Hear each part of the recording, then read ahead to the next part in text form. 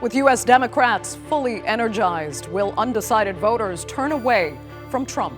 It's been the Democrats' week to shine in Chicago, and so far the Democratic National Convention has delivered. But can Kamala Harris maintain the momentum, or is Donald Trump set to take it back?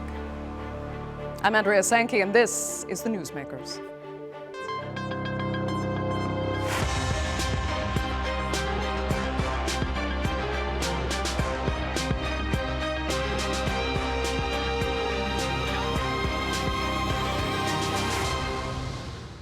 From a live DJ and the king of crunk to the Obamas and the coach of the U.S. national basketball team, a hugely diverse list of names has been appearing at the Democratic National Convention in Chicago, rallying the U.S. left around their new candidate for president.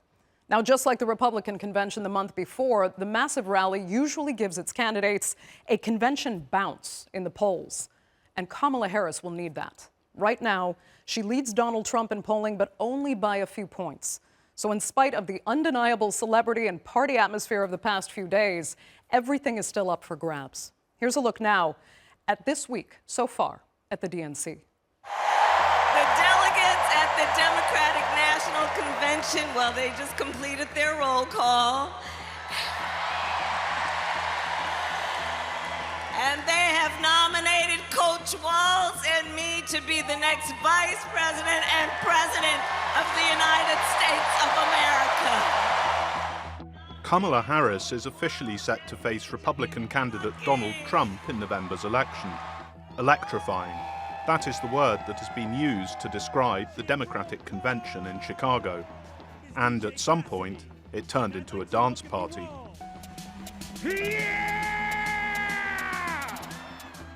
After US President Joe Biden dropped out from the race in June, he quickly endorsed the vice president. That has given the Democratic Party a much-needed financial and morale uplift. This November, we will come together and declare with one voice, as one people, we are moving forward.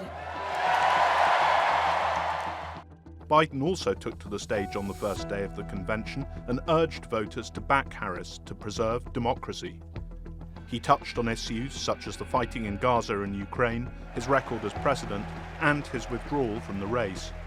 Towards the end, it became a farewell speech to America and his party. I've made a lot of mistakes in my career, but I gave my best to you. For 50 years, like many of you, I've given my heart and soul to our nation. And I've been blessed a million times in return with the support of the American people.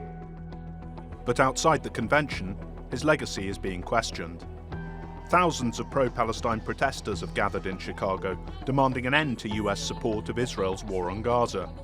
And they have called on Harris to take action. Kamala Harris has expressed her sympathies for the Palestinian people and what they're going through, but nice words is not enough. We want action, and that's why we're here saying that she should call for an arms embargo. On Monday, Republican candidate Donald Trump took his own campaign to battleground states to counter the Democratic convention. Convicted of falsifying business records and still facing several other cases, many say Trump is also struggling to respond to a boosted Harris campaign. Speaking in Pennsylvania, he took aim at Harris on the economy. Every policy in the Trump agenda is designed to bring the jobs and wealth back home to America, where it belongs and where it's going to stay. Kamala puts America last. I put America first. The latest polls show Harris leading Trump by 2.8%. That's well within the margin of error. At one point in the 2016 presidential race, Democratic candidate Hillary Clinton was ahead of Trump by 14% before losing the election to Trump. While momentum seems to have shifted in Harris's favor for now, Trump remains defiant. And with a campaign that has already seen many dramatic ups and downs, anything could happen between now and November. So is the DNC convincing those undecided voters to choose Harris? And how much could still change between now and the election? Well, joining me now to debate that and more are from Dallas, Republican strategist and managing director of Nestpoint Associates, John Thomas. From Atlanta, Democratic strategist and civil rights attorney at the Patillo Law Group, Robert Patillo. And from Chicago, associate professor in the government department at Georgetown University, Hans Noel. Thanks all so much for being with me.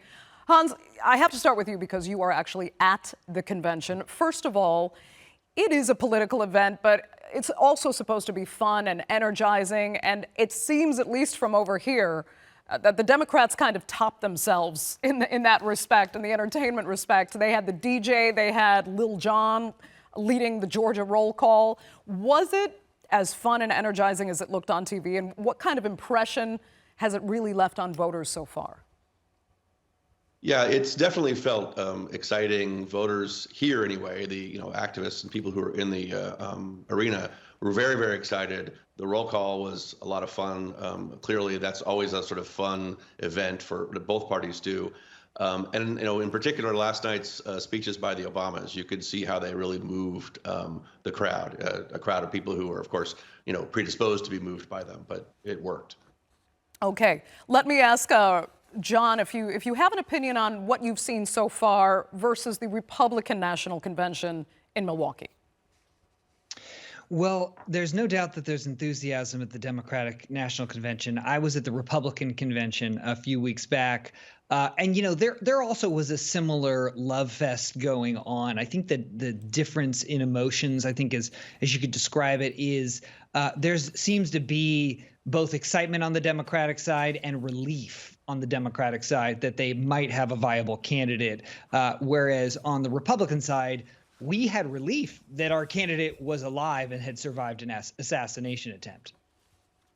Okay, I got to ask you, though, John, while I have you, Karl Rove, of all people, actually said on Fox News, he was warning the GOP, warning the Republicans, that Democrats, as you could see in this convention, he said, are really falling in line and falling in love with their nominee, while he alluded to the fact that the Republicans still seem divided over Trump. What do you make of that? I think this idea of division over Trump is a little overhyped. If you look at Trump's approval with the Republican electorate, he's arguably more popular than Ronald Reagan. So I don't sense this idea of division. I think Rove is wise to caution the Republicans that we're in for a fight. That arguably the most powerful thing in politics is the word new. And Kamala Harris, to many Americans and even many Democrats, is new. Her brand has yet to be fully defined.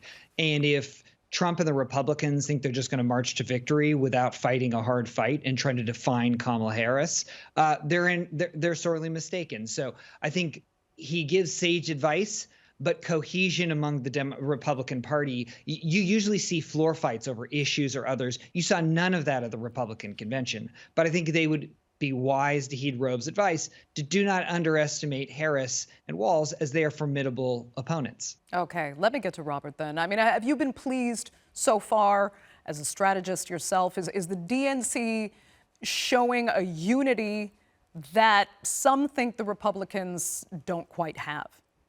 Oh, well, absolutely. And it's qualitative. It's not a feeling. If you look at the speakers at the Republican convention, the reason you had Amber Rose, Kid Rock, Hulk Hogan, and Dana White speaking is because the Republican Party can't invite the Romneys, for example, to come speak, the previous Republican nominee. You can't have Paul Ryan or Eric Cantor or Kevin McCarthy speaking at the Republican convention. You don't have the Bush family being active with the Republican Party anymore, or the Reagan family being active. Meanwhile, contrast that with the Democratic Party, where they were able to reach back 50 years into the past and honor people like Jesse Jackson and the civil rights leaders who led the pathway. To have people speak such as Maxine Waters and Chuck Schumer and James Clyburn and Joe Biden to represent that wing of the party that's a throwback to that Kennedy-esque era that we all came from. But you can also reach directly into the future with people like Jasmine Crockett, Alexandria Ocasio-Cortez, and many of the young elected officials who represent the next generation of Democratic politics, and this conceptualization of passing the torch from one generation to the next has been the narrative of this convention thus far. The star power that they've been able to put out there shows that the Democratic Party is consolidating around Kamala Harris and Tim Walz, and they have done something which has never been done in American politics before, which is 4 months out from any election, look like they are in the pole position to win this thing. Okay, John, I have to come back to you because I kind of saw you smirking at a few points. So what do you think is wrong with that analysis there? Well, this idea that we couldn't get the Bushes or the Romneys. No, the fact is the Republican Party hates the Bushes and the Romneys. There's you bring up, there's a good point here, which is the Democratic Party worships the establishment and establishment politicians. The Republicans, as the electorate, largely reject the establishment. So of course we don't want the establishment there. And I would think what's actually I find amazingly fascinating about the Democratic National Convention this week is while they frame it as passing the torch, let us not forget that Joe Biden fair and square won his party's primary. He won every single delegate that was necessary. They yanked the Democratic establishment, the party bosses, yanked the nomination from his hand, and we're just sitting there expecting to forget about it. It's really a yeah, bizarre but maybe you should. dynamic. Maybe they do need to move forward on that because that is not going to change. Well, he is no longer the candidate, and the Democrats have accepted that, and it is their call. So. But to just, to worship Joe as, he's so great. I mean, you literally worship or just paying respect? It sounds like they're worshiping at the altar there, but perhaps they could have paid a little more respect to him by letting him talk in prime time on Monday night. That would have been perhaps a way to show more respect. I'll tell you what. I'm sorry. I want to come back to Hans. I was going to start moving forward at this point, but if you did have a comment, go ahead. Well, I mean, this is definitely, we're hearing the two ways in which you're going to see what's happening today spun, right? The perspective from the Democratic Party, what they're trying to say is, yeah, there's a passing of the torch, not only a passing of the torch from the current administration, but a passing of the torch from the Obama legacy, which is probably the last time that Democrats felt this excited onto into the future. And there is a continuity there from the past of the Democratic Party, because the Democratic Party hasn't had that snap that the Republican Party has, where it's no longer the party of Romney and the Bushes. It's a new and slightly different party.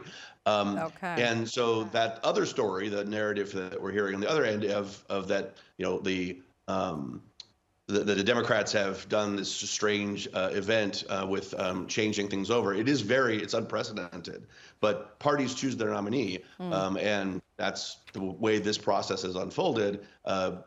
When Biden steps down, you have to have another choice, and that's this particular choice. Okay. Quickly, Hans, then, because, I mean, yes, we're seeing all this energy. It's a new life breathing into the Democratic Party, and it's being shown. It's fully on display at the DNC, but memories are short. So what happens now? She might get that bounce, but like we said, she's still only a few points ahead in the polls, and there's supposed to be a debate coming up. That will put them both, front and center on stage, both candidates. So where do you see that going? Yeah, I mean, the debate is definitely going to be the sort of real crystallizing point where we start to see where the direction that the campaign is going. Candidates get a little bump out of their convention, or they don't sometimes. It's a little bit, it's there, but it's not what really matters. What matters, of course, is the real poll, the poll that really gets counted, the vote itself.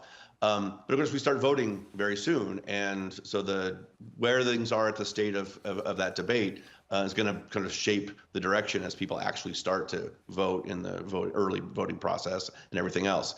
And it's just going to be very interesting. I think Harris, is a different person. We haven't seen her as much on the debate stage, so a little bit of uncertainty about how that's going to play out. Trump has had trouble in the past sort of interacting with and challenging women, and especially women of color. There's just, there's a dynamic there that doesn't play well with some people. And I'm not sure he's yet found his footing with Harris. But of course, he has time to do that, and he's responding to the convention. They're seeing how she's being painted at the convention. And so presumably Trump will have an angle of attack by the time we get to that debate, and we'll see what it looks like. John, I'll come to you about that in a second. But first, let me get back to Robert, because there is a fear now among some that, this DNC will have seen Kamala Harris maybe peak too soon, because Americans want to see actual change, and they're not sure, she is the one to do it. So will that be the true deciding factor for voters? I don't think so. I don't think we're in the same environment that we've been in 1960 when it was Reagan versus, when it was Kennedy versus Nixon. I think people have to understand how condensed this schedule is. We keep saying there's 77 days till Election Day. There are not.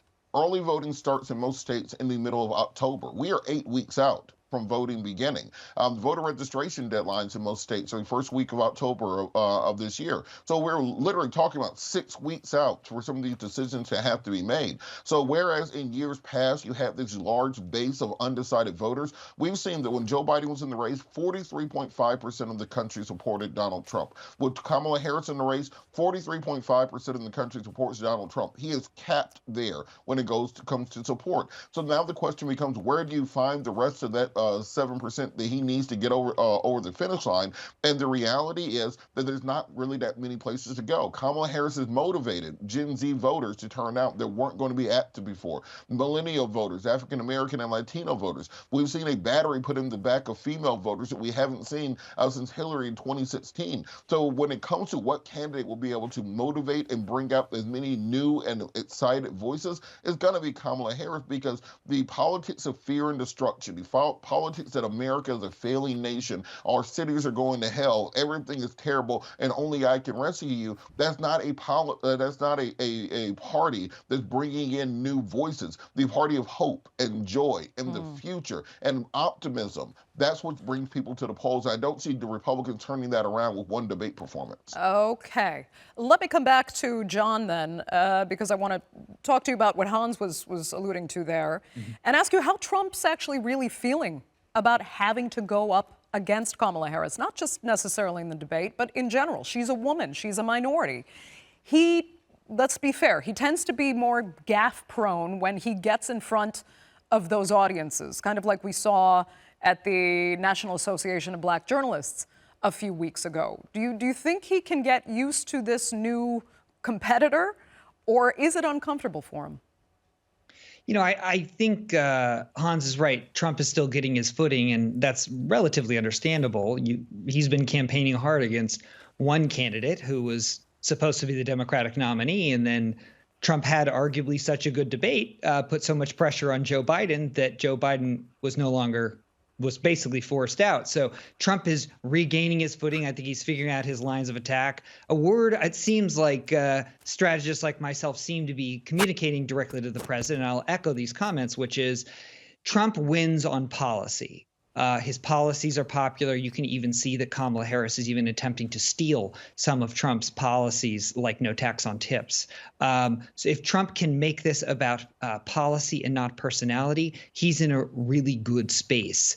If he can remain disciplined on that, he should succeed. I think the debate is the first opportunity for Trump to really lay out that contrast on policy. Obviously, conventions on both sides of the aisle are tightly scripted and controlled. And so it's not affording Trump that opportunity to draw those contrasts. That's not what this is about. And lastly, I would say is, this convention will be interesting to see if they can square up the bit of a challenge I think Kamala has with the fact that she's running on hope and change and something new, when in fact she is currently in power and part of the last administration that arguably is unpopular, or Joe Biden would probably still be the nominee. She has to square somehow how she has the experience of doing the job, but don't hold her accountable for the last 3 years.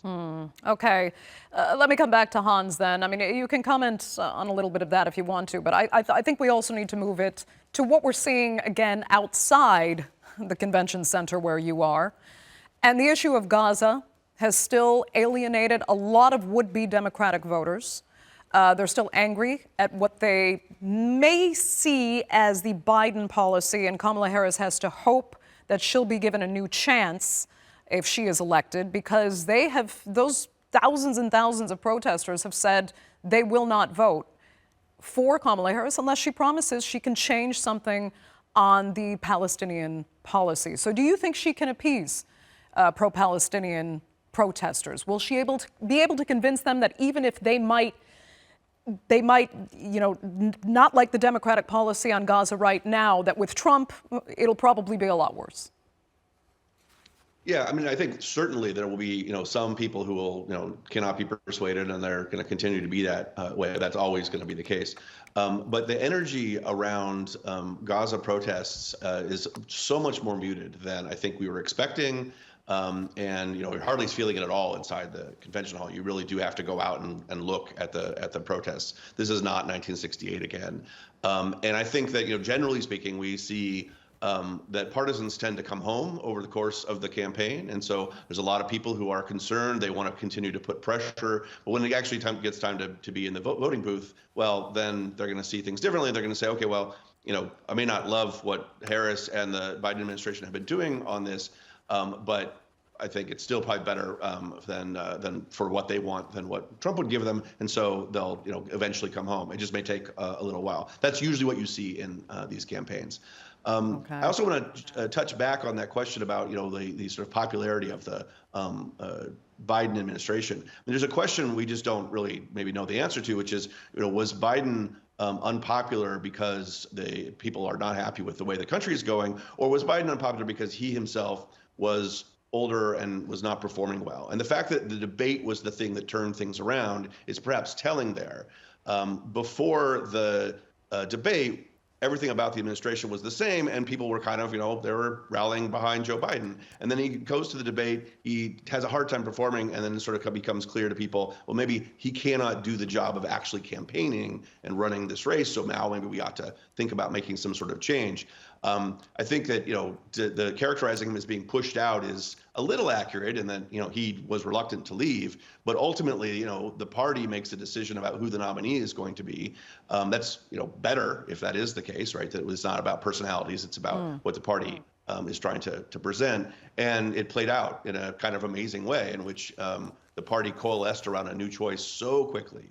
This is one of the things I study is, coalescing around potential nominees, and it usually takes quite a long time for this to happen. Yeah, this was sort of a record-breaking shift in that direction. Okay. So I think that it's about a new candidate representing an administration that maybe isn't necessarily as unpopular as Biden himself was.